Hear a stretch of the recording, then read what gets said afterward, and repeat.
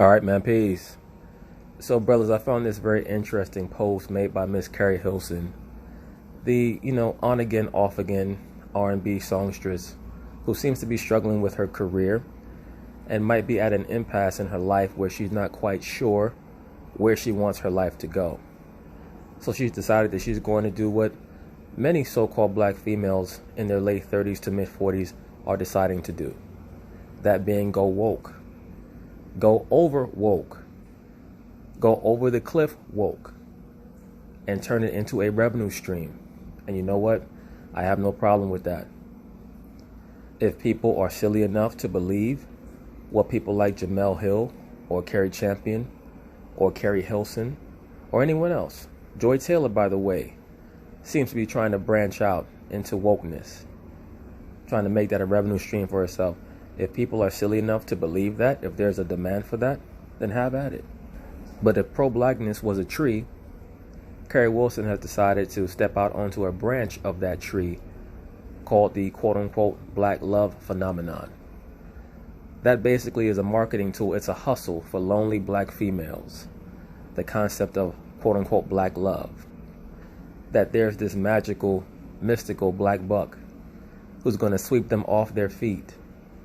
Even if they have 3 kids by 3 different men, don't keep themselves in shape, don't have proper hygiene, don't seem to be relatively compatible with any man, there's still going to be this great black buck who's a 10 on all metrics, and he's going to sweep them up off their feet.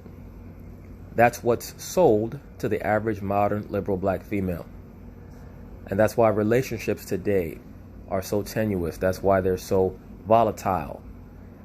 They're filled with such vitriol and belligerence on both sides because the expectations on both sides are inordinate. When it comes to the so-called black man, you should never take a woman more seriously than she takes herself. And the vast majority of females in this society don't take themselves seriously at all. At all. Even into their early to mid 40s.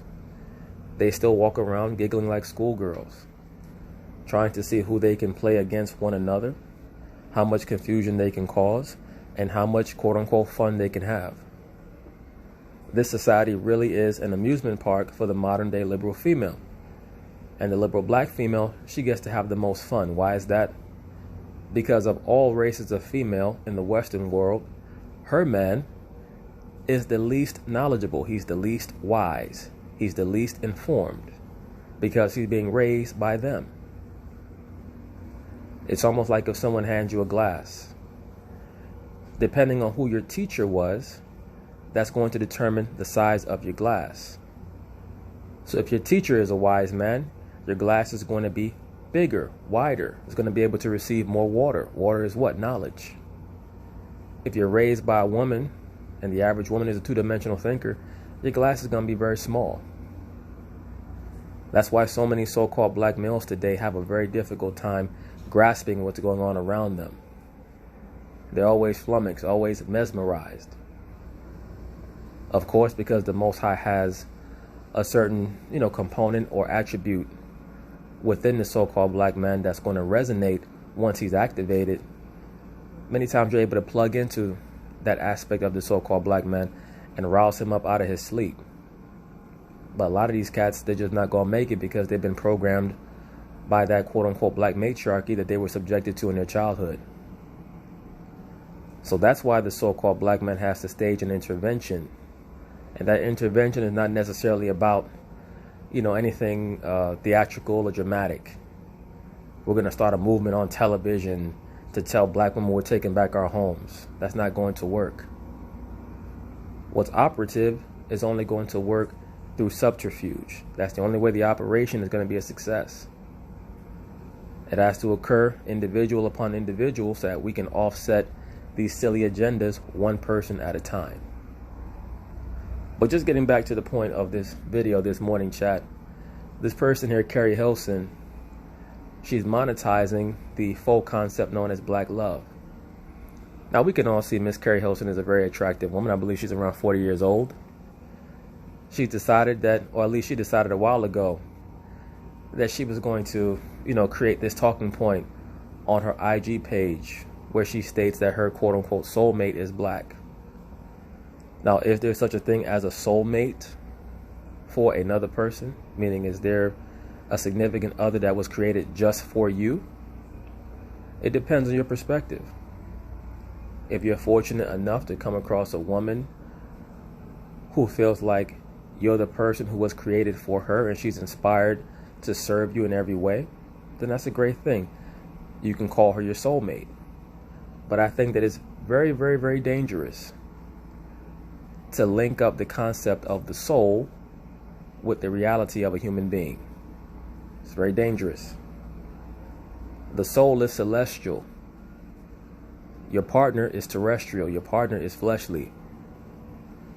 So whenever you convince yourself that this person next to you is your soulmate, that means that if that person ever leaves you, what do they take with them? They take a part of your soul, right? It's like one of those animals that has the serrated teeth, and they bite into the flesh of their victim. If you pull that animal out of the flesh of the creature that it bit, that animal's mouth and its teeth are not going to come out clean. They're going to take its chunk of flesh with it. That animal's going to take the chunk of flesh from that animal that it bit with it. It's the same thing with people who believe in the concept of the soul mate. Once again, I'm not saying that your significant other is not perfect for you. They might be. But be very careful with what you call things, because the words that you use grant power to the concept. Right? That's my soulmate. That means what? We share a soul. If that person wakes up tomorrow and decides that you're not their soulmate and wants to leave you, then what? What are you going to do next? Baby, please. Baby, please come back. I'll do whatever you want me to do. Please just come back. I don't even know why you left, but please come back. I say this all the time, man. These people that talk about how they've been with their wife or with their girl or with whoever for 15, 20 years, what they leave out is all the shit they willfully ignored. They leave out the late arrivals on Friday night and the claims that they had to stay late for work. They leave out the Saturdays where she claimed she was going to get her nails did or her hair did. Right? They leave a lot of things out where they can sense it. They leave out the strange text messages at 12:30, 1 o'clock in the morning, where they acted like they were still sleeping, even though they saw that their woman's phone was getting an alert from someone. They leave all these things out because that's what marriage is in this society. It's basically a willful partnership where if you want it to last, you have to strategically turn a deaf ear and a blind eye. Right? I mentioned this story a while back on another video, I think on my Chronicles of Judah 2 channel. I saw an interview with Jennifer Lopez. And this was at the time when, she was still going through her quote-unquote courtship with Alex Rodriguez. And I'll be covering their relationship down the line relatively soon. Because it was based in Kabbalah, but that's neither here nor there. Either way, Jennifer Lopez was being interviewed, and the interviewer asked Jennifer Lopez, "Can you tell us about your relationship with A-Rod? It seems to be successful. We've heard that you had a conversation with Ruth Bader Ginsburg, the former U.S. Supreme Court Justice, and she gave you some advice on how to maintain your relationship. Can you divulge what some of that advice was?" And Jennifer Lopez said, yes, she gave me great advice about relationships. She said that Ruth Bader Ginsburg told her, if you want your marriage to last, sometimes you have to be a little blind and a little deaf. And I agree with her. Because at the end of the day, it's very difficult to believe that two people are going to be together for 30 years, 40 years, 50 years in this society where they're constantly being fed external stimuli of a sexual nature, where no one here seems to respect other people's relationships, and nothing is going to happen. And of course, we all know how that relationship, quote unquote, ended with A-Rod supposedly talking to other women. That's neither here nor there. Point being is this. If you're going to initiate a relationship with a woman today, you have to understand you're never going to be her option A. Her option A is always going to be herself. The modern day female is a narcissist. She is in love with herself. In the story of Narcissus, he fell in love with his reflection, looking in a body of water. What's the modern day version of that body of water? The camera phone. Right? That is the modern day woman's new husband, the camera phone. You see it here. Look at how she's looking lovingly into the camera. I doubt if she's ever had a boyfriend or a fiance or whoever who she's looked at that lovingly and that longingly. So that's something that we all have to understand in these last days. The woman is under a series of enchantments. The camera phone, the TV, the mirror. These are all conjuring agents. These are all conjuring substances. The woman is literally madly in love with herself. So it's going to be very difficult for her to find that same level of love for a man. The male in general, the image of the male has been so, diminished and demeaned. The man in general is spoken about like an ogre, like some type of troll or monster that everyone has to watch out for, the heterosexual man. So when this person, Keri Hilson, says my soulmate is black, one has to wonder, is she talking about herself? I think the singer Maya recently married herself a few years ago. Brothers, I don't get frustrated or annoyed by the exploits of the liberal black woman, because all they show you is that they're functioning nut jobs. They're trying to help you understand to not take them seriously. The next step for the so-called black man is to take back his narrative and stop liberal black females from talking about race. They don't care about race. They don't care about the empowerment of their own. All they care about is the exaltation of their own demographic. That's it. That's why they get so emotional about the LGBTQ stuff. Am I talking about every so-called black woman? Of course not. There are a segment of sisters who are on point because the Most High created a segment or remnant to be on point. But the vast majority of them, they bugged out of their fucking minds. But Keri Hilson's a very nice looking woman. So let's see what she says here. Keri Hilson. She says, I want who God wants for me. This is another ploy that the modern liberal black female loves to use. They love to call down the name of God, quote unquote. They love to call down that name, not understanding the power that is associated with the energy that they want people to believe they believe in. The only way that the Most High is going to bless the woman to have a fruitful relationship is that she's going to have to seek out humility. Right? That's what Christ stated, right? Not necessarily pertaining to the woman, but what did Christ state? He said, he that exalts himself shall be abased, and he that humbles himself shall be exalted. So in the same way, if you're someone who wants to attain higher things in life, you have to put your nose to the grindstone. Same thing with the woman. When you listen to females speak about relationships, they project out their self-worship. They start off their diatribes by speaking about what they need or what they want from a man, as opposed to what they have to offer a man. The upstanding man is far more rare than the woman is. Far more rare. That's why the scriptures tell us that the Most High would make us like what? Fine gold, right? Like gold tried in the fire. Now, of course, that's speaking according to the spiritual sense, the refining of the elect of Israel. But just in general, as an upstanding man, believe me, you're very rare. You should never be convinced that you have to chase around a woman. These females today, they love to use the term courtship. I'm looking for a man who knows how to court a woman. Well, most of these bitches, they end up finding a man who knows how to court a woman. It's called divorce court or family court. Right? That courtship shit, you have to understand something. It's the same thing with the term chivalry. Those concepts were based in an overall cultural environment associated with the Middle Ages or with the ancient world. The code of chivalry was the code of the horseman. There was a way that a man had to conduct himself overall, not just with a woman, but the woman is a narcissist, so she makes everything about herself. The only time a woman was courted was when she was a quote-unquote virgin, meaning she had never had sex. That was when her value was at the highest. These females today, they want to be quote-unquote courted, and they've been with 15, 20 dudes.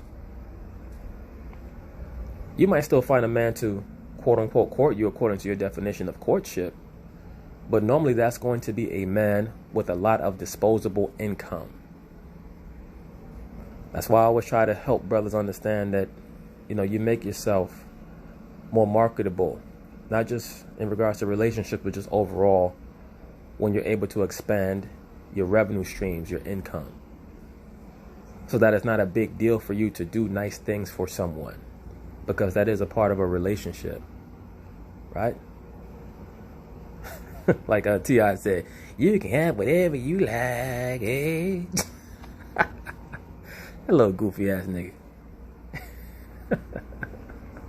It ain't tricky if you got it. But anyway, let's read what she says here. Let's read on. She says, I want who God wants for me, but am I wrong for hoping my soulmate is a black man? No, you're not wrong for that. I would just have to question if you're being sincere. I don't truly believe that the vast majority of quote-unquote celebrity or what might be considered upscale so-called black women care about what race of man they have. The average quote-unquote entertainment black woman has shown repeatedly that if a white man will have her, she will have him, and she will sport him publicly to try to shame the enemy of this entire society, that being the heterosexual black man. We saw with Halle Berry. Halle Berry actually married a so-called white man. A so-called white man who realized how bugged out and crazy she was, started to call her the quote-unquote N-word, right, nigger. But she never really pronounced the issues that she had with him the way that she pronounced the alleged issues that she had with David Justice and Wesley Snipes, right? A lot of these black chicks that you encounter, especially if they look good, they've been with white boys. Don't get that shit twisted. They've been with men of other races. They'll just never let you know. Sometimes even average chicks, they've been with white boys. They'll just never talk about it. But when it comes to the so-called black man, they'll list off all the wrong shit that Tyrone did. He didn't open the car door. He didn't pull out her chair when they went to dinner. But, when she dated Chad, the white boy from marketing at work, when she quote-unquote dated him for 3 months, he didn't do a goddamn thing but book the hotel room. But she'll never talk about that. Ain't that a bitch? She says, he don't even have to be American. Really what Keri Hilson is saying is that she's getting older and she realizes that her options are drying up. And she's also hoping to land her a rich African man, a rich West African man. Maybe a Nigerian who's worth into the 8 figures. Because deep down, none of these women really want to work. They want to be taken care of. They just want to make sure that the person who they quote-unquote marry or give themselves to has a relatively inexhaustible pool of revenue to provide her with, to make sure that she stays afloat. Brothers, love is something that the TV sells you, particularly the aspect of being in love. That's a marketing ploy for you to go out and spend money. Okay? The woman was created to be property. You're supposed to love her and care about her, but she was created to be property. I always state this, and many of you brothers know this already. That's why in the 10 Commandments, when the Most High warns us against coveting our neighbor's possessions, it starts off with our neighbor's wife, right? And it goes on to list manservant, maidservant, ox, ass, so on and so forth, because the wife was property. So that's the reason why the woman always wants to feel like she's with someone who can provide for her, because deep down she knows that she is property. She says, I've dated 3 non-American black men. Yes, you mean white boys. Just say that. Maybe 2 white boys and an Arab, right? Cats be funny as hell when they pronounce it like that, Arab. Yeah, probably like 2 white boys and an Arab dude. A lot of these songstresses, you know, they prostitute themselves out to Arabs. The media will tell you that Rihanna's dating, you know, whatever that Arab dude was or Egyptian, and they're just being leased. They get leased for a certain amount of time. You know, these Arab dudes, you know, Saudi Arabians, Egyptians, so on and so forth, they watch American TV and they see people like Rihanna, and then they say, I want her immediately. And they contact Jay-Z, and Jay-Z set it up, man. Jay-Z get his cut and he fly Rihanna out there. And that's how it goes. Simple as that. They do that with Ashanti also, right? And with what's her name? The bro who just married herself, Maya. Right? She married to herself, but for the rest of these dudes out here, you know, should be a side chick. That's just how it goes. You cannot take the woman more seriously than she takes herself. Reading on, it says, but I want to love a black man or a man of color. So already she's opening up a lot of the possibilities. She can't even stick to her own script. She said her soulmate is black, but in one comment, she's pretty much let it be known that other races of men will do. So to make a long story short, she's getting older and she's lonely. She's 40 years old. She's played the field. A lot of these women are like this. The ones who were the so-called diamonds back when they were in their 20s and early 30s. Now they're hitting 40 and they're trying to get locked down by someone because they don't want to grow old by themselves. Plus they see where this society is going, and a lot of women are starting to understand that they're going to need a man's protection. Reading on, it says, and if he's neither, he'd have to have a deep understanding and genuine support of my pro-blackness. In other words, more virtue signaling. A lot of these so-called black females who are lesbians or who are in relationships with quote-unquote non-black men, they try to compensate for it by appearing to be overtly quote-unquote pro-black. Once again, the man carries the seed. The man therefore determines the race of the child. So you can act as quote-unquote pro-black as you want to. If you're with a non-black man, a non-so-called black man, your child is not so-called black. The word race literally comes from the term raza, or seed. Like how the Mexicans say la raza, the seed. It comes from a Latin word, raza, the seed. The man carries the seed, aka the sperm. He determines the race and the gender of the child. So, you know, in this society, they teach worshiping the woman and female empowerment, but if you want to get a proper understanding, all you have to do is some research, and everything will be laid out smoothly for you. But, you know, the accurate resources are always going to clear things up. The opinions of people are always going to obfuscate. They're going to make things muddy, especially when the women start talking. That's nothing but confusion. Just reading on, it says here, Keri Hilson, she asked the question, anybody feel me? No, I don't feel you. I don't feel you at all. The problem with Keri Hilson, she just needs a man to swoop her up and tell her, just be quiet and be my wife, please. Just be quiet. Because you don't know what the hell you're talking about.